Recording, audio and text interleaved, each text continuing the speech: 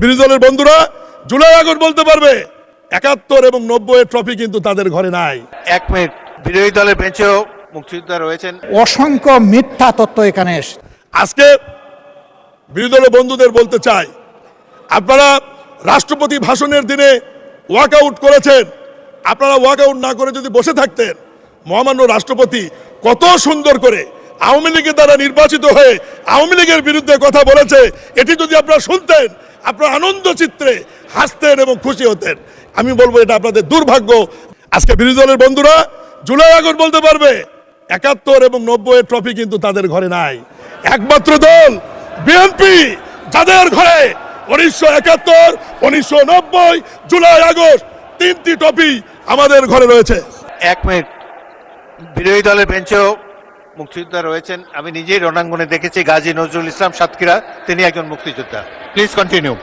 বিরোধী দল হইচই করে বলতে পারেন মাননীয় স্পিকার, ৯০ তাদের কথা বলতে পারে, কিন্তু ৮৬ সালের নির্বাচনে ঢাক ঢোল পিটে তাই আওয়ামী লীগের সঙ্গে গিয়েছিল, আমরা যাইনি মাননীয় স্পিকার। আজকে মাননীয় বিরোধী দলের নেতা বলুন। মাননীয় স্পিকার, আপনাকে ধন্যবাদ।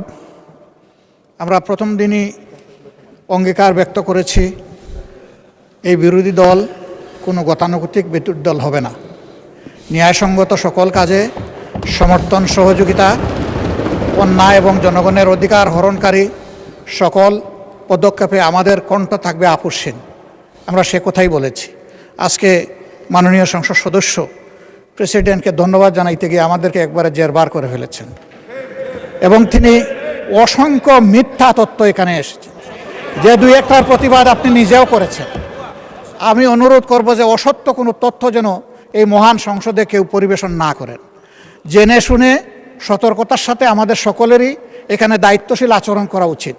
যে জিনিসগুলো অসত্য, বিভ্রান্তিকর, আমি অনুরোধ করব তা এক্সপাঞ্জ করা হোক। ধন্যবাদ মাননীয় প্রেসিডেন্ট।